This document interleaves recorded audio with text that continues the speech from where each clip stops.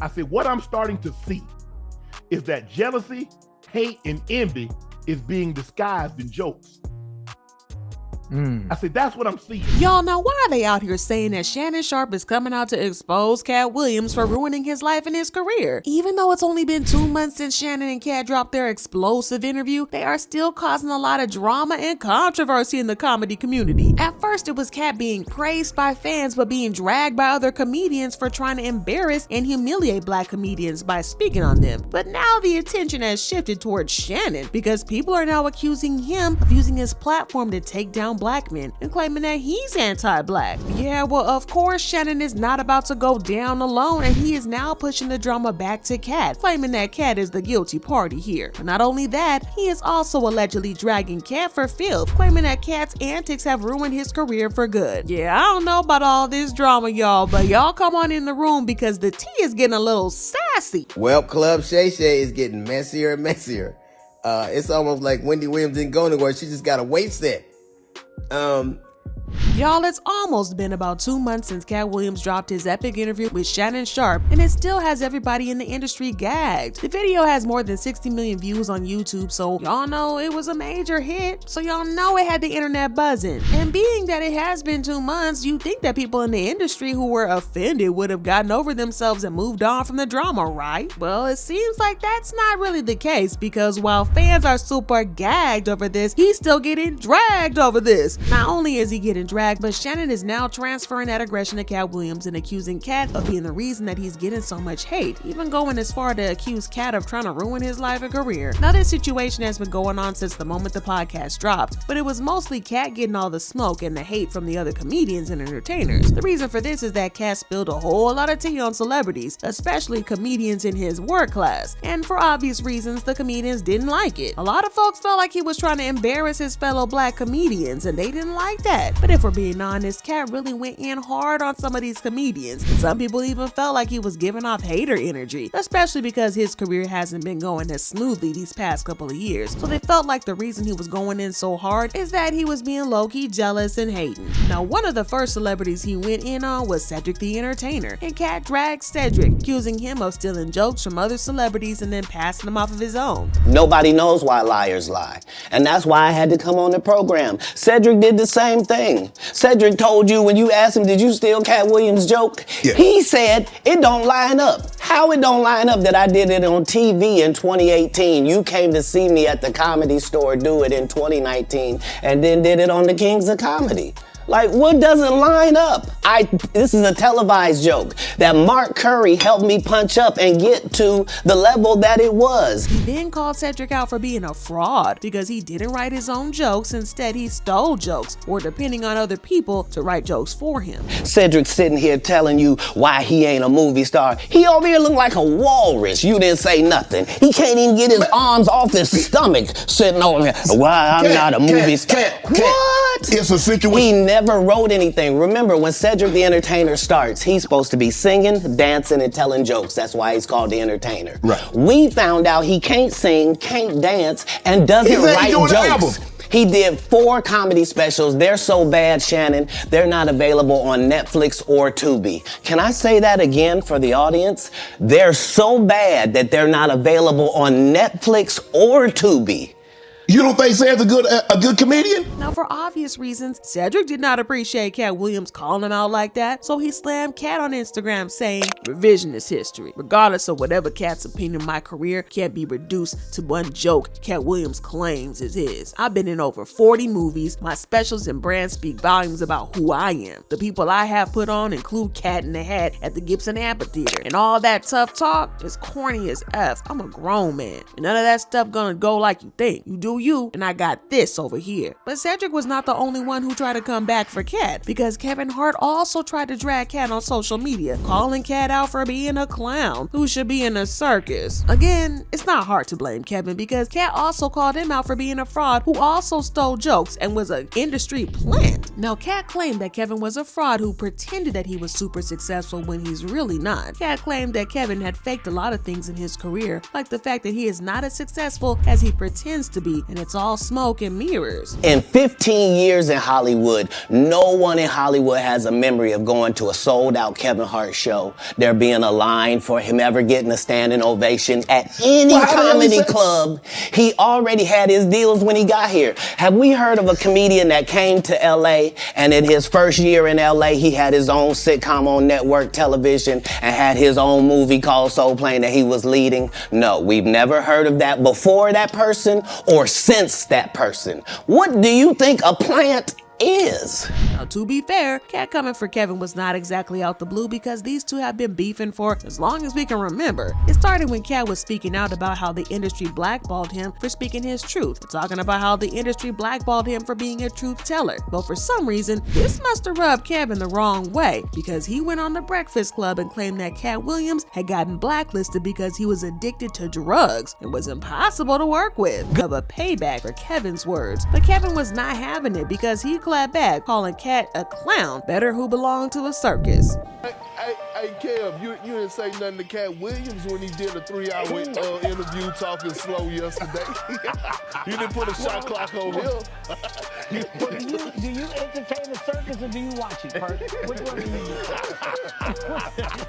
do? Yeah, great comeback, Kevin. Calling him a clown. Okay. So yeah, there was a whole lot of back and forth between Katt and the comedians that he called out on the show. But the interesting thing is that while Katt was getting dragged left and right by people that he and Shannon talked about on the show, Shannon didn't say anything to defend Katt. He just kept watching Katt get dragged for filth, and he never said a single word to defend him or put any haters in check. But like Beyonce said, what goes around comes back around, my shay. So now allegedly the streets are saying Shannon is the one getting dragged for filth by the same people who had a whole lot to say about Katt. And now the Mandem has been fighting for his life against these comments, and he is losing that fight because people are not letting him breathe. Now, like I said, after this interview with Katt, it was Katt who was getting all the smoke. But now the tables have turned and Shannon is trying to fight all these allegations and mean comments. And it all started after his interview with Monique, where she dragged Tyler Perry, Oprah, and even her own son. This is where people started accusing Shannon of using his platform to create unnecessary drama between comedians, because it was starting to feel like the whole point of his show was to invite comedians to crap on other comedians when the person they are calling out isn't even on the show or given a chance to defend themselves against these accusations. Now, Dave Chappelle was one of the first comedians to drag Shannon and Katt when he said, "Now what part of the game is this? He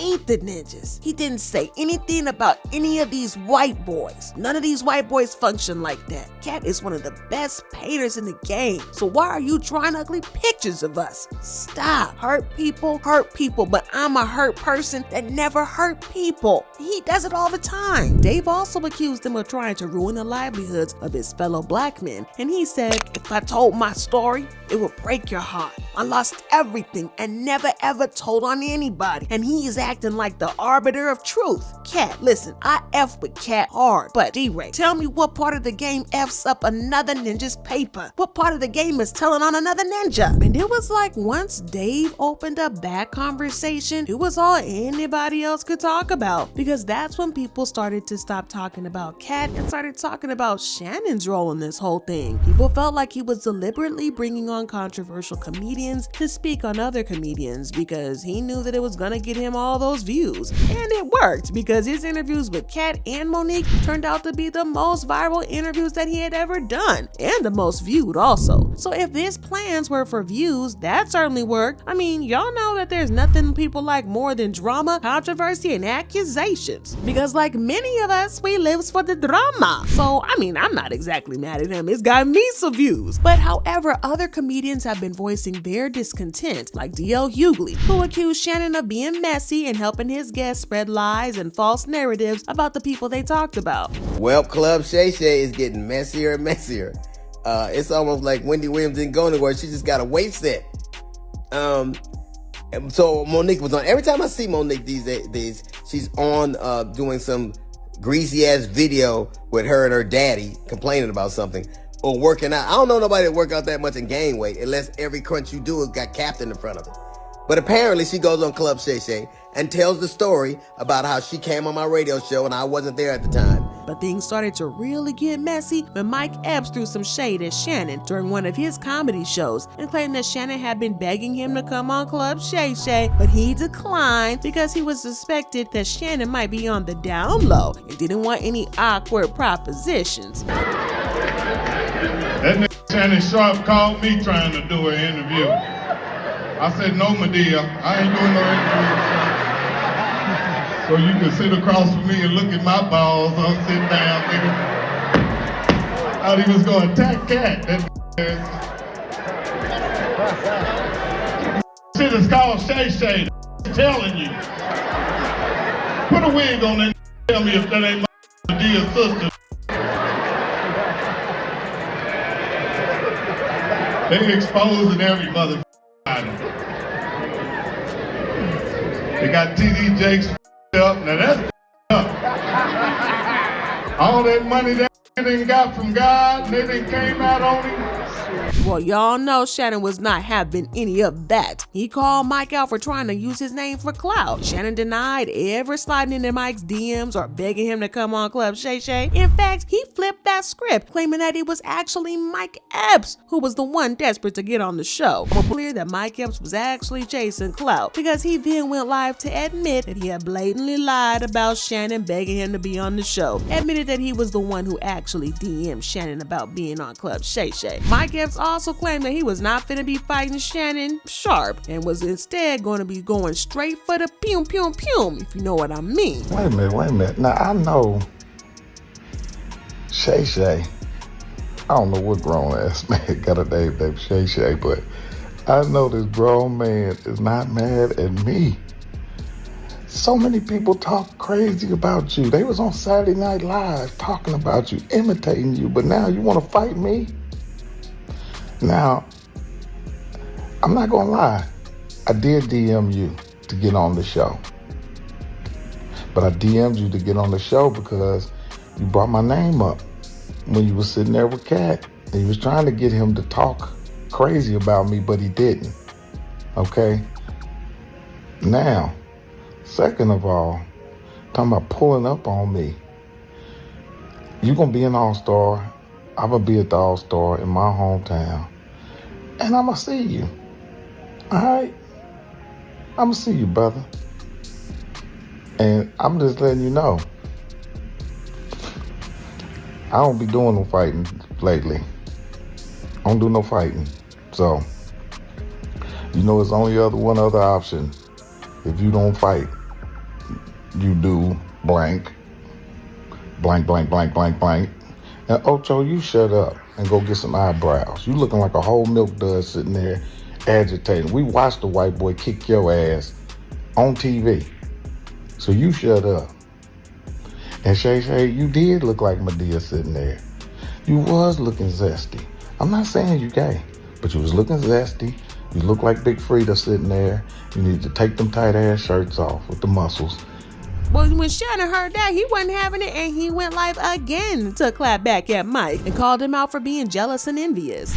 Well, y'all know that Mike did not want no smoke with Shannon. He is country strong. That boy built like a tank because he used to be in the NFL. So it's not surprising that Mike Epps folded almost immediately. Well, the situation got messier when Mase and Cameron hopped onto the situation to mock Shannon for wanting to fight at his big grown age. If you think I'm going to be fighting you. Yeah, that's a smart decision. This is too grown to be wrestling. Y'all doing all this curling.